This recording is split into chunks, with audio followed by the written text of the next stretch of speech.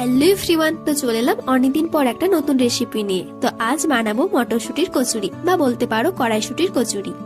তো এখানে আমি দিয়েছি মটরশুটির পেস্টটা, ময়দা, লবণ আর দিয়েছি তেল। তো পরিমাণ মতো দিয়েছি সবকিছুই, তোমরা দেখতেই পাচ্ছ।